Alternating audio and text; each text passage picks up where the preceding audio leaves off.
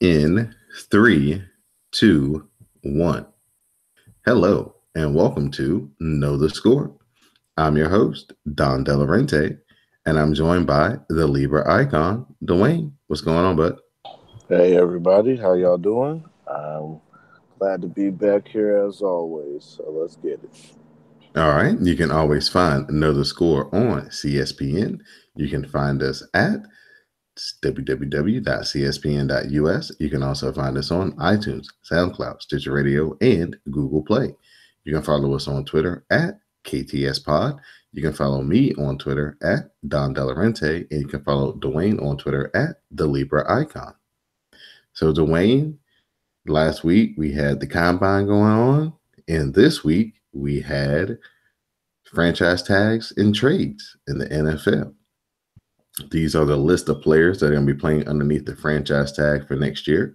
We're going to have Le'Veon Bell with the Steelers, Kyle Fuller, cornerback from the Bears, DeMarcus Lawrence, defensive end from the Cowboys, Zeke Anza, defensive end for the Lions, and LaMarcus Joyner, safety for the Rams. Now, each of these guys will not be free agents when the free agency period starts. They will be getting all this guaranteed money, with Le'Veon Bell getting the most because he's going to be receiving the franchise tag for the second year in a row. So he gets 120% of the running back franchise tag. So Dwayne, Le'Veon Bell has been very vocal about getting the franchise tag for a second time, threatening to sit out, threatening to retire. When the time comes, we pretty much see that he's going to, sign the franchise tag. But do you think he's going to play it the way he did last year, where he's going to sit out the training camp again, or you think he's going to just, do the necessary things he needs to do to be at the top of his game, knowing that next year will be the make or break year for a contract? I think he's gonna probably change it up this time around because it is gonna be a make or break year. And in these situations, you do want to secure your bag, you do want to secure your future, but at the same time, this is a market where running backs are at a premium, and so that's what the Steelers are kind of facing. That's what a lot of teams kind of face when you have, running backs who are, when they hit that wall at 30, it's like, what now? And so you don't want to have somebody locked down unless you're a Frank Gore who's just an ageless wonder and a magical unicorn. But it's going to be very interesting. I don't think there's going to be like a whole bunch of holdouts or sitting out this go around. I think if he just keeps doing the right thing and does what he needs to do, the Steelers will reward him. The Steelers have been known to reward their guys. It's kind of just like a wait and see kind of thing in that situation. I think another thing that's going to benefit Le'Veon Bell is that if Ben Roethlisberger does retire after this season, then that's a big chunk of contract that won't be counted for the Steelers, so they can use basically some of his old salary to make his contract bigger. So I think he's got a little bit more leverage if that tends to happen. So yeah, I think he's going to change it up again this year. I think he's going to kind of come in, do the things he needs to do, try not to make waves, and see if they can win the championship, and then have that leverage coming off of that too. Have a great season, win the Super Bowl, and then go into this free agency and say, I got a lot of teams that want me, but you guys get the first shot, and we'll see. So there's no guarantee that he's going to necessarily stay with the Steelers because, after this year, if they were to do the transition tag, then he would probably get close to $20 million in that season. So that's a pretty hefty number for a running back at this point in his career. Next up, the Seahawks. They were busy this week as they traded defensive end Michael Bennett to the Eagles for a fifth-round pick and wide receiver Marcus Johnson. But they weren't done there. They then released cornerback Richard Sherman. Sherman then turned around and signed with the San Francisco 49ers. So, Dwayne, we have an end of an era out in the NFC West. as the Legion of Boom, the two most probably, cornerstone members, Michael Bennett and Richard Sherman, are both moving on. How does this affect Seattle? And then talk about each of those individual players moving forward to their new teams. Yeah, it truly and kind of kind of a sad thing if you look at it, because this is what got Seattle to where they are now. I mean, of course, you got Russell Wilson manning the offense, but it was the defense that really got the Seahawks going and really got the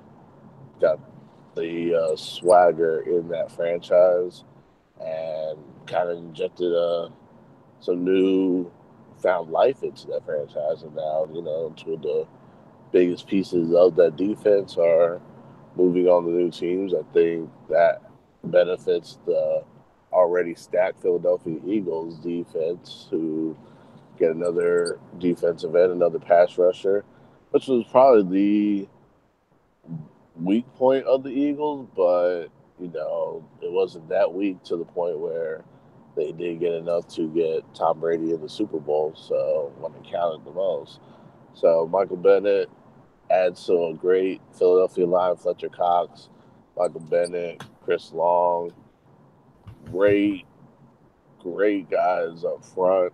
Um, and then Richard Sherman, I mean, he goes back home pretty much.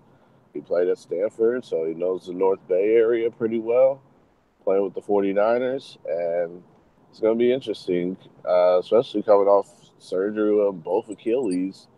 And, but I know he can give the 49ers a lot of tendencies of Russell Wilson and help that defense out. And this also shows that the 49ers, they're looking to win now instead of waiting. They got the quarterback. They locked down the receiver, Goodwin, Garoppolo's favorite target. They built a really good relationship, and now they're getting the defense stacked up again. So it's going to be on Kyle Shanahan and company to see what they do from here. So good luck to the 49ers, and we'll see how the Seahawks react to this loss, both of these losses, in fact. The NFC West continued to be very volatile as the Rams traded Alex Ogletree to the Giants, and then they acquired Aqib Talib from the Broncos. So now they've remade their defense in the last 3 weeks as they've picked up Marcus Peters. They've picked up Aqib Talib. I guess that means that Tremaine Johnson may be, officially become a free agent after this season, because I don't see them being able to sign him as well to a free agent deal, or if they've already used their franchise tag on their safety. So talk about the Rams. They've been one of the most active teams throughout the offseason, trading and gaining players and different assets. They're giving Wade Phillips a lot of toys to play with over there on defense. He knows a key from the days in Denver.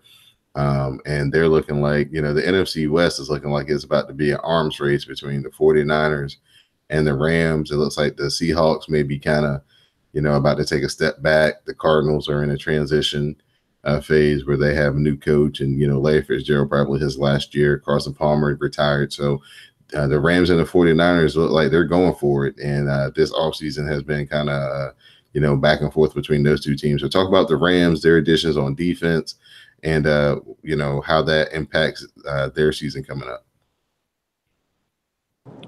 Well, they are the defending NFC West champs, and they're looking to be the mainstay in the NFC West. And with the 49ers coming to prominence, and you can't count out the Seahawks as long as Russell Wilson is healthy. So, I mean, the defense is going to be affected by it. They still have Cam Chancellor. They still have Earl Thomas. They still have KJ Wright, Bobby Wagner. So, I mean, losing Richard Sherman and Michael Bennett hurts, but the Seahawks still have a lot of key pieces on defense. So if they're healthy, they could still make a play in the NFC West. But the Rams, though, like you said, Aqib Talib, known Wade Phillips knows him from the days in Denver. I think probably the shocker was the trading of Ogletree to the Giants. That really benefits the Giants more than the Rams.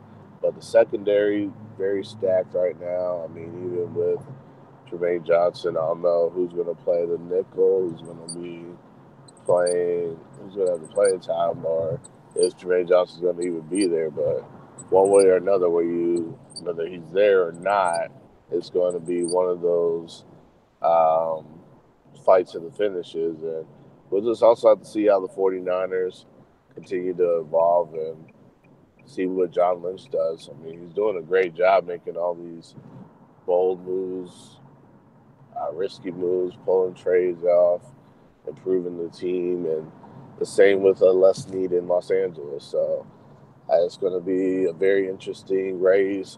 Arizona, like you said, they're in a new transition, but we'll see what Steve Wilkes can do with that team,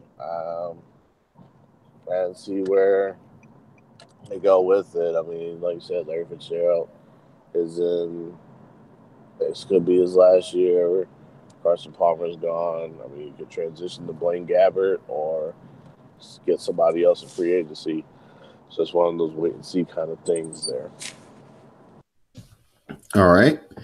And then the Cleveland Browns decided to get in the mix as they acquired Jarvis Landry from the Dolphins.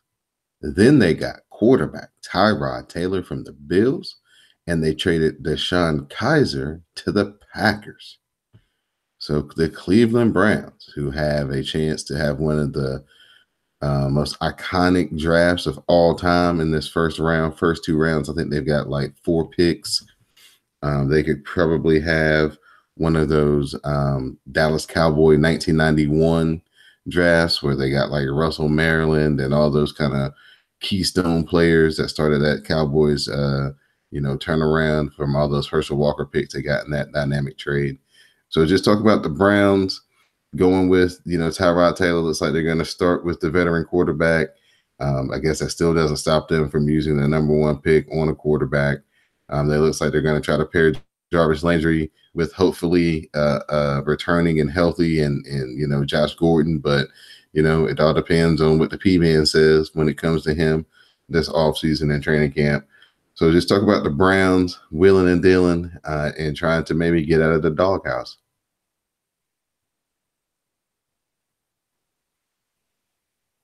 So yeah, it's a good question, and my thing is this is great work by John Dorsey, who's the GM of the Browns, and not only did he get Tyrod Taylor, who the Bills, we know we've said all along the Bills really did not want anymore.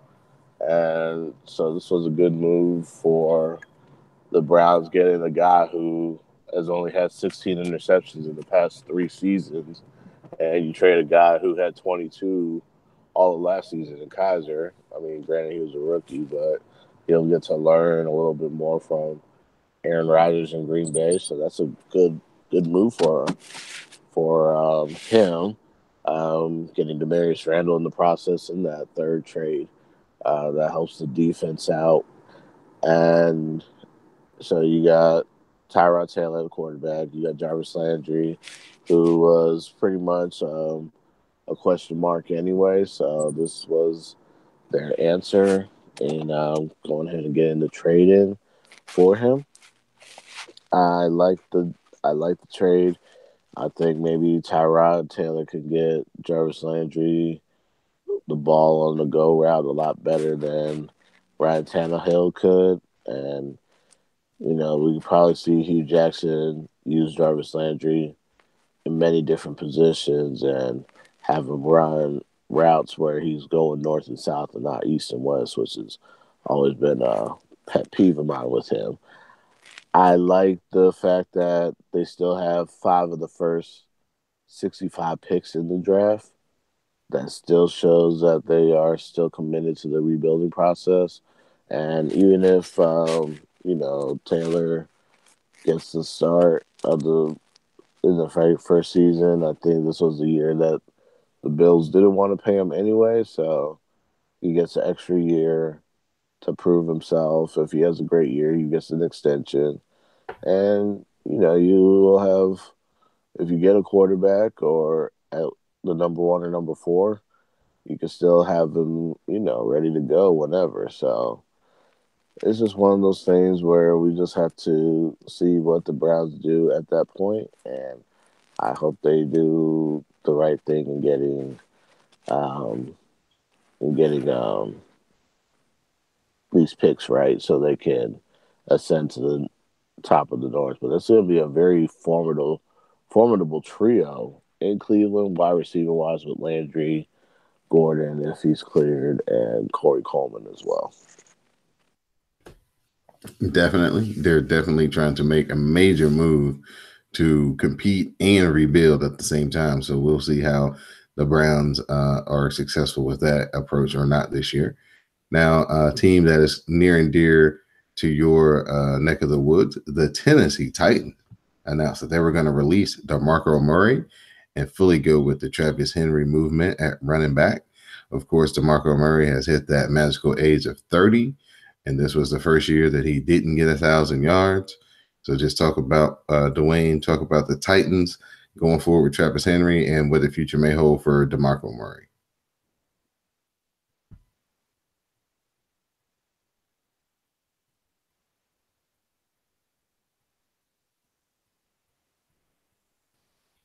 You're on mute for me, dog.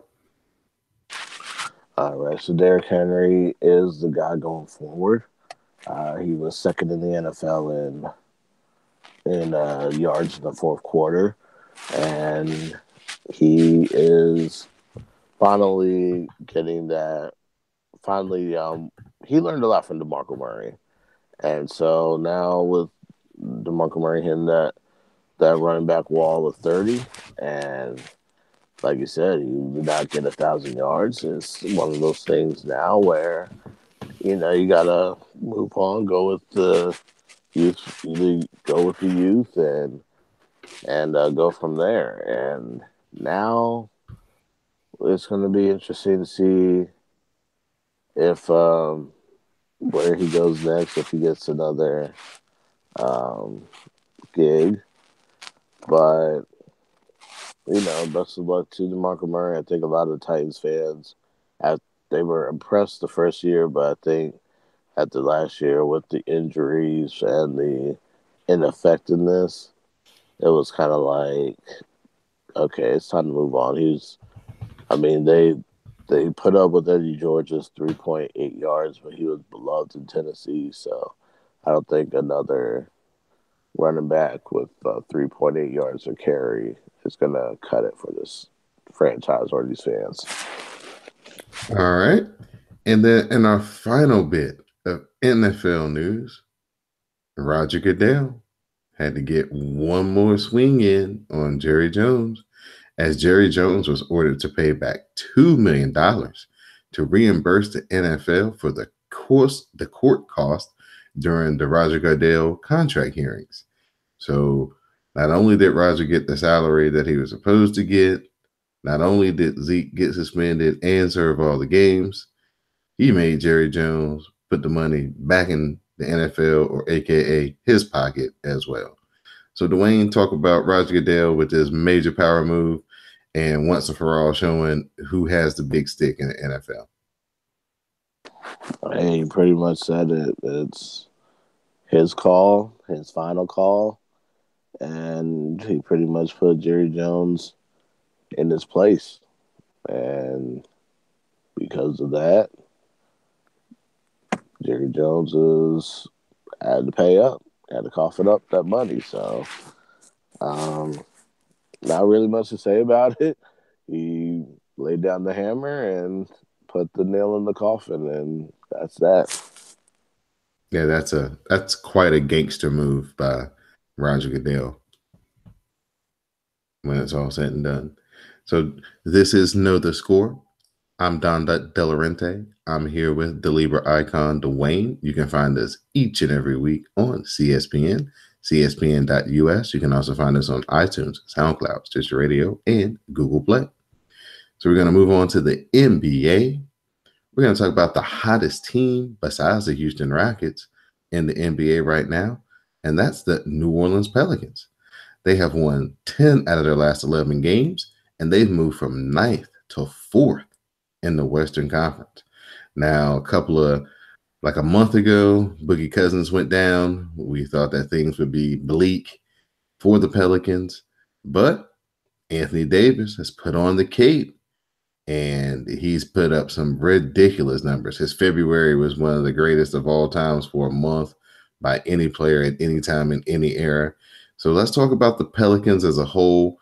Alvin Gentry has, this has really been a season where all eyes have been on him. They've kind of assured him, everything he needed as far as the front office to make a playoff run this year. It looked kind of bleak, but now they've ascended to a spot where it looks like they may be safe to make the playoffs, definitely, maybe get some home games, home court advantage.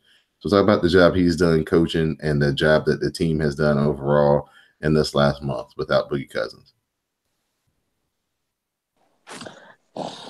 Yeah, you gotta give New Orleans a lot of credit. They are, you know, they are on fire right now, and this was. You also got to give credit to Dell Demps, the GM in New Orleans, for making a lot of these moves to keep the Pelicans afloat. I mean, after the Boogie Cousins injury, you get Marodich from the Bulls, you get a few other players in the deal, and the response in New Orleans has been not just Anthony Davis putting the cape on and just doing one of the greatest heists in terms of the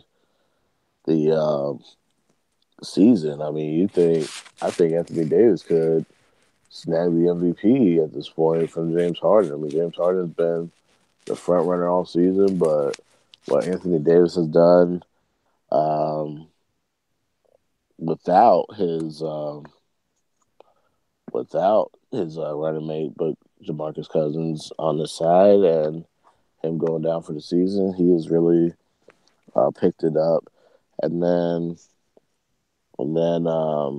the also you get another body in Emeka Okafor who signed with the Pelicans for the rest of the season, and it's it's just one of those things where we'll just have to see. I mean, Drew Holiday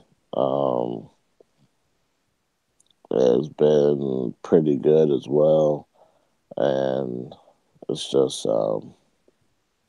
really trying to see where the Pelicans go from here.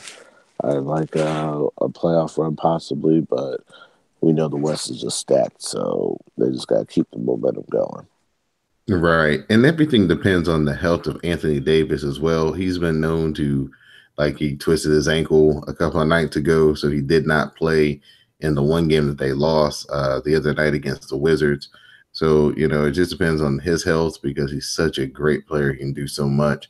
And like you said, there's been a lot of talk about him sliding into the MVP race and maybe challenging James Harden coming up from the outside, as James Harden has had a phenomenal year. But just this move by the Pelicans and strictly on the back of Anthony Davis has definitely put him in the forefront of a lot of people's minds as far as his MVP race. We're gonna move on to the next bit of news that happened this week. Derrick Rose, after this long sabbatical, has decided that he wants to join Tibbs and join the Minnesota Timberwolves. They have an opening with Jimmy Butler going down. Of course, Tibbs is very familiar with Derrick Rose. Derrick Rose is very familiar with Tibbs. So this looks like it could be, a good fit as far as Derrick Rose as somebody who understands his mentality and how to work with him and the framework as far as, making him comfortable and wanting to play basketball. So talk about, to me, Dwayne, Derrick Rose, how he helps the Timberwolves, and can they make a late season charge and get into the playoffs? Well, they're already in the playoff hunt right now, and so I mean, even with Jimmy Butler going down, this does shore up the playoff experience and the demands of Tibbs. I think Derrick Rose can get his mind right. I mean, I don't think he's gonna get back to the MVP form of 2010, I want to say, but he's going to be pretty good. And I did say this when he got released. Look out for the Timberwolves to sign him because of the familiarity with Tibbs, and we all know that Tibbs can run his stars and his players ragged. And I think that might have been the effects of Derrick Rose when he got hurt. So, but we're gonna see how it goes. I think with the way the West is set up from fourth through 10th is 4.5 game difference, and Minnesota's right in the middle of it, and in the sixth spot, 2.5 out on the 3 seed, and just a game and a half away from being on the outside looking in. So it's going to be very interesting down the stretch to see what happens and where to go from here. All right. And then in our final bit of NBA news, Kawhi Leonard, he does a 180 on playing this season. And he says that he could return as early as this Thursday. So a couple of weeks ago, we were reporting that Kawhi will probably shut it down for the season, that the medical staff, that the team's medical staff and Kawhi's personal medical staff were kind of at a little bit of difference as far as, his availability and when he should be able to play. But it looks like Kawhi has taken it upon himself, says he feels good, and he wants to try to, come back in and play the end of the season. So, Dwayne, where did this come from? It looked like he was dead set on just shutting it down and coming in next year. But what do you think got into Kawhi and changed his mind? I think probably he looked at the way the team was playing in the month of February. The Spurs have been struggling. Like, this is probably the worst I've seen the Spurs this late in the season, and God knows how long, like ever. And so probably the year before they drafted Tim Duncan was probably the last time you see the Spurs like this low in the Western Conference, and they're still on the right side of the playoff picture. I mean, they're seventh in the West. They're a game ahead of Denver and Utah and the Clippers, but uh, but now it's like you see how bad that this team has been looking for the most part. It's time to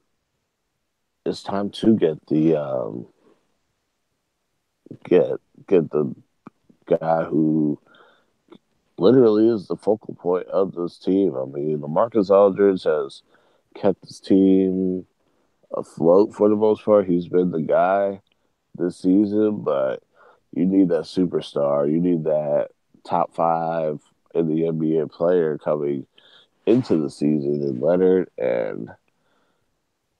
and so Leonard needs to come back. I think probably would to see how bad the Spurs are without him. He can probably know he can make a difference, which is probably why he flipped the script on everybody. All right. Yeah, it'd be very interesting to see how they close out the season. Like you said, they've been a team that traditionally closes strong, but this year, they've had injuries and just not up to their normal standard of play. So Spurs will definitely be an interesting team to watch going into this playoff season. This week, Know the Score is being brought to you by Amazon.com. Amazon.com, where you can find anything in the world to buy at any time in the world, has been a sponsor of the CSPN from day one. So please help keep Know the Score and all the podcasts free by going to www.cspn.us. Click on the menu tab and then scroll down to where you see Keep the Podcast Free. Click on the Amazon link, do your shopping as you normally would, and some of your purchase will come back to CSPN to help keep all the podcasts and especially Know the Score free each and every week. So Amazon.com through CSPN.us. Do it today. Dwayne, we're going to get into our final topic here. college basketball, the conference tournaments wrapping up this weekend as we had Virginia defeat North Carolina to win the ACC tournament. We had Kansas defeat um, West Virginia to win the Big 12. Villanova beat Providence to win the Big East. Arizona defeated UCLA to win the Pac-10, and Michigan defeated Purdue to win the Big Ten tournament. Now, I want to talk about Michigan particularly to start off with. The Big Ten, excuse me, moved their tournament up a week to have it in New York, and so now their whole conference has had like almost a 10-day break by the time the NCAA tournament is going to start. Do you think that's going to provide an advantage or a disadvantage for the Big Ten schools? Well, I noticed that too. I think having the Big Ten at the Garden was a great move, TV wise, for the exposure of the Big Ten basketball and whatnot in the top basketball city in New York.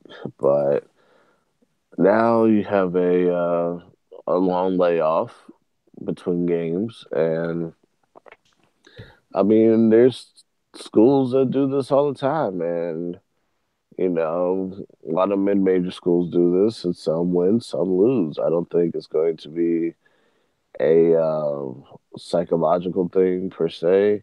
I think it's just going to be about preparation and keeping the guys loose and making sure they don't slip up or get any kind of any kind of lazy periods. I think though by the time it gets to like the ninth or 10th day, like a few days after you know who you're going to be playing in the tournament, now you're going to get a little bit antsy and want to just go out and run the competition at the gym. But Michigan just has to be smart and do what they need to do. John Beeline's a great coach, and he'll have these guys prepared. He'll keep everything under control until it's game time. All right, we're going to shift over and talk about Arizona. They're a team that has a whole lot to play for. They got a big old chip on their shoulder, and they have the best player in college basketball as well. And usually, when you have the best player in the game or in the tournament, you usually can ride that guy pretty far.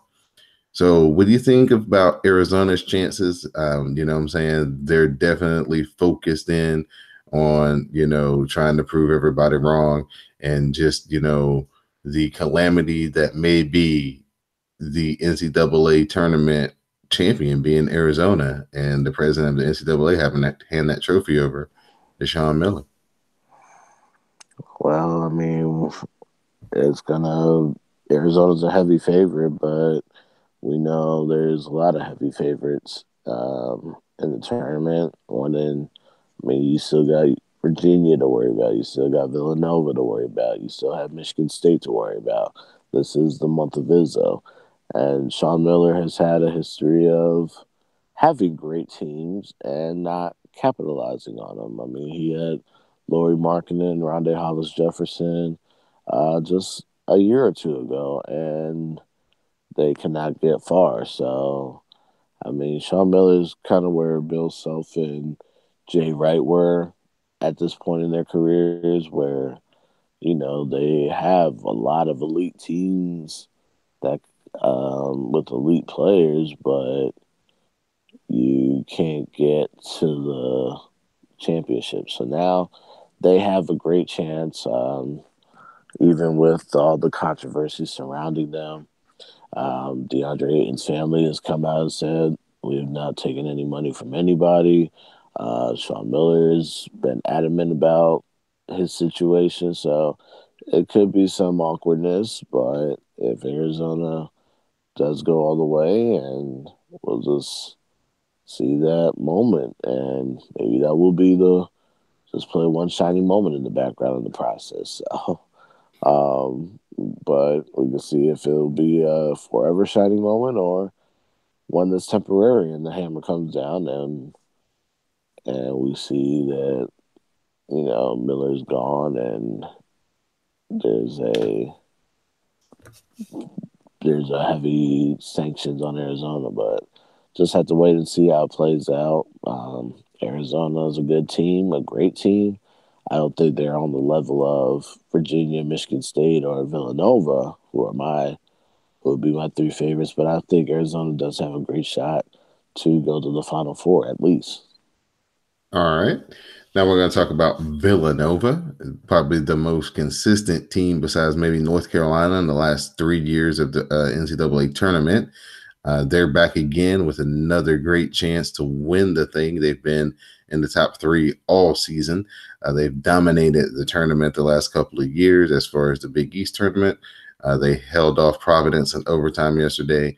You said that they're one of your favorites. So just talk about, Villanova and what makes them so good year in and year out so far. Well, it starts off with the head coach. Starts off with Jay Wright. His assistants, they do a great job recruiting. Mikal Bridges is the guy to watch out for. He was a relatively unknown player. You had Miles Bridges at Michigan State, but Mikal Bridges of Villanova, about 6'7". He's a sophomore. He can score, he can pass, he can drive, he can shoot. You have a lot of guys who can play inside out on the squad.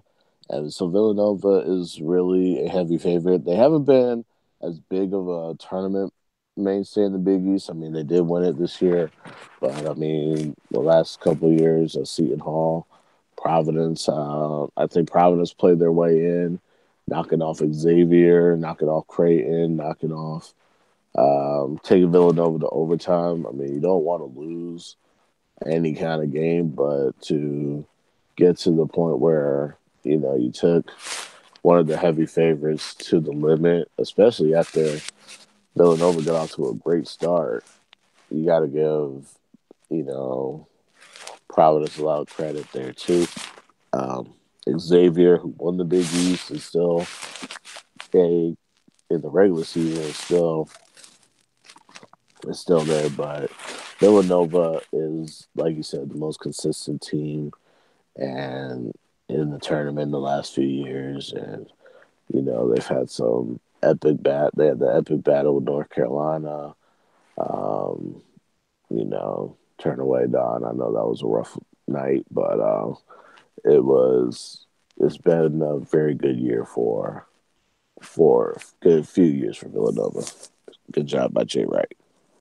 The Kansas Jayhawks coming off of a slow start season, it's not how you start, how you finish type season.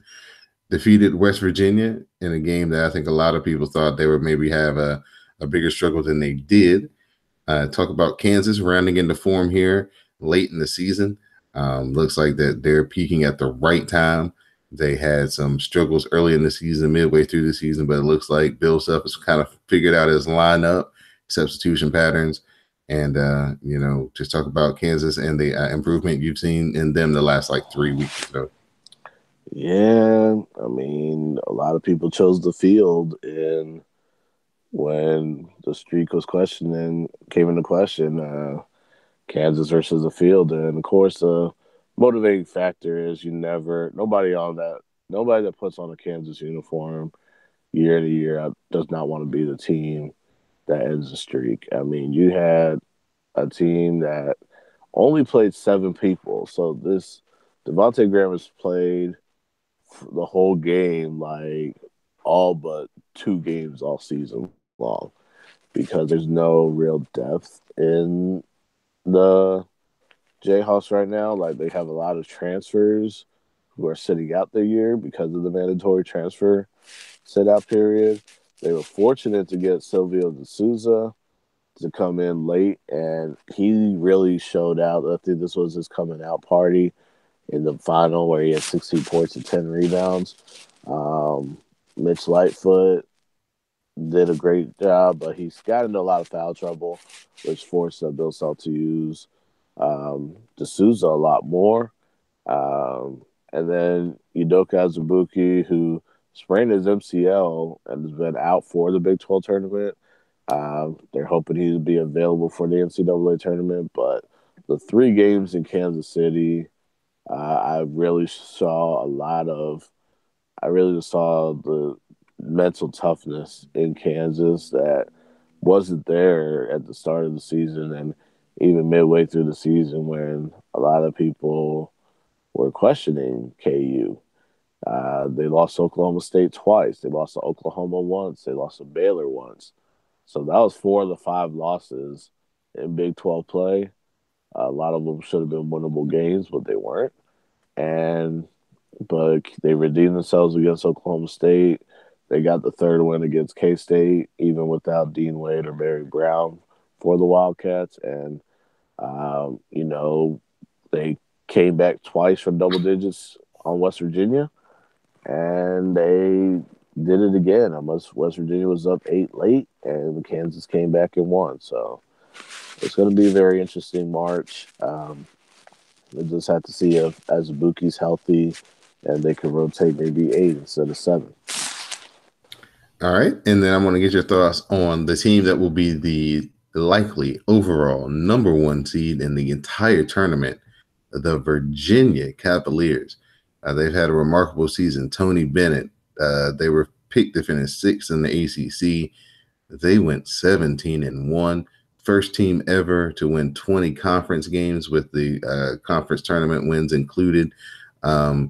They're not the most beautiful team to watch as far as aesthetically and pace and things like that, but they execute so well on offense. They play suffocating defense. They're just a fundamentally sound, well-coached squad. Can Virginia win the national championship? This is a tough one. This is a real tough one. Virginia has the ability and the capability to win the national championship. But are they going to win the national championship? I probably will say no, only because I do say they are a favorite to win. They not only have suffocating defense, and yes, they can play basketball that makes you feel like you're in a time warp in the 1940s. However, Virginia can also adapt to the play of the opponent. So if you're going to try to run with Virginia or a Tony Bennett coach team, they're going to run with you if they have to. They don't like to run, but if they have to, they will. And that's probably the biggest difference between a Tony Bennett coach team and his dad when Dick Bennett when he was the head coach, when he was coaching, and even Bo Ryan at Wisconsin when Wisconsin had that suffocating defense. But those teams never could run with their opponents. But Tony Bennett, he lets his guys run. If they have to run with the opponent, he will let them. And but my only concern is now that they've only lost twice all season long. They have a really complete squad, but I'm only wondering, could they get us a tough 8-9 matchup, and could they be bounced in the second round, not even get out the first weekend? So it's either going to be they go all the way to the Final Four and national championship, or they're going to bust and be out in the second round. So, or Sweet 16. So it goes either way. Without seeing the brackets, because we're recording this on the Sunday that the brackets will be released, do you have a dark horse, a team that's laying in the weeds that could possibly spoil the Final Four or the Elite Eight that nobody's really talking about now? But if they get put in the right, pod, they could really make some noise.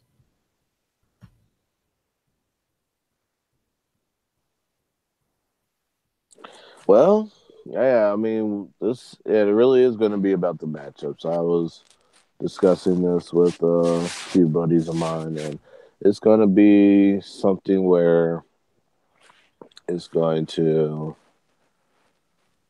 It depends on the matchups. It depends on who's if you're close to home, if you're in a area where hey, I can do this, I can possibly do that, but we'll just have to see when these brackets come out at 6 o'clock tonight and see who's playing who and who's playing where.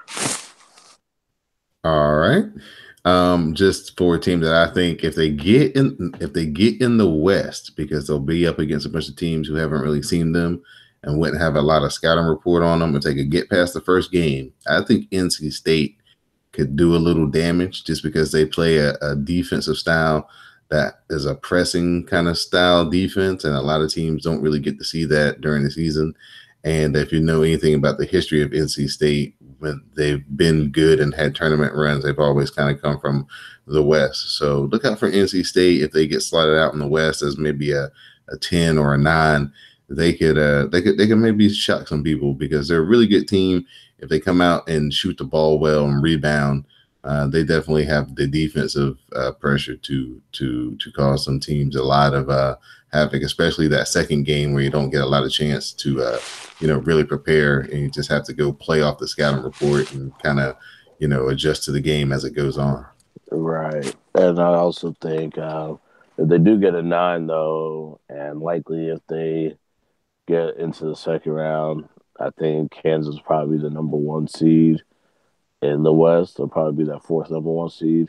The good thing is for the Jayhawks versus probably other top seeds is the Jayhawks do see the press a couple times a year, especially with 3 times a year. In this case, with West Virginia, so they know how to combat that pressing style. But it's going to be, I think, what might help if NC State rotates a lot more players, that will definitely help them in the matchup against Kansas or a team that doesn't have a lot of depth either. Right, right. So yeah, selection Sunday is always a lot of fun, just kind of seeing where the teams are going and who gets matched up with who, and the made for TV games that CBS hopes to get, in the Sweet 16 and the Elite Eight, and so this is the best time of the year if you're a college basketball fan, and we'll keep you abreast here on Know the Score. So Dwayne, at this point, I'm gonna open it up to you for your final thoughts, a topic that we did not cover, or just shout outs and thank yous. Well, I would have to say shout out to all the bid stealers in the NCAA tournament. So I want to say first we got to give a lot of credit to a lot of these teams who have knocked off number 1 seeds in the NCAA in their conference tournaments, because that makes that bubble and those at large bids kind of a lot smaller. So, um, for example, Marshall, they're going to the big dance for the first time since 1985. Alabama knocked off Auburn. Um, I mean, Conference USA. Going back to Marshall real quick, Conference USA had Middle Tennessee. That was supposed to be in the conference to win, but with Middle Tennessee's loss to Southern Miss in the conference tournament, that put a big question mark there. Um, Alabama lost to Alabama beat Auburn before losing to Kentucky. So Auburn, who was the top seed in the SEC, they lost as well. There's a lot of teams that pretty much who were top seeds in the conference tournament. And my real final thought is shout out to North Carolina Central. I know I'm an Aggie, but I was very happy that North Carolina Central won because they stopped the Hampton Pirates from leaving the MEAC with the MEAC tournament title and an automatic bid before Hampton leaves for the Big South. And shout out to the A&T women who knocked off the Hampton women. And so Hampton pretty much leaves the MEAC empty-handed. I hope they enjoy the Big South and their rivalry with Liberty. All right. My final thought will be about Tiger Woods. A couple of weeks ago, I talked about Tiger and how he, made the cut and was going to play on the weekend for the first time in forever. And he looked good. He said was feeling good. And as start of today, he's one shot off the lead in the final round. So, it looks like he's right on track to kind of, be playing some of his best golf he's played in probably like a decade heading into the Masters. He's got everybody excited as Twitter was just ablaze as he was, doing some Tiger Woods like things on Saturday. So hopefully he can keep it up. His health stays underneath him and his confidence continues to grow. And he can do something special that first weekend in April and, just get a glimpse of that old Tiger Woods again. So, good luck to Tiger Woods on his final round as he's back in the hunt, trying to win a tournament for the first time in, I think it's like 7 years or so. So, I think a lot of people in the sports world are kind of holding their excitement back a little bit. They don't want to get too far on the edge with it, but yeah, if he wins this tournament, Tiger will be right back to the forefront of the sports pages, and the Masters will have a whole different buzz to it than it's had the last few years. So I can't wait. I'm excited to see what the next month or so holds for Tiger. So on that note, for the Libra icon, Dwayne, I'm Don Delarente, and now you know the score.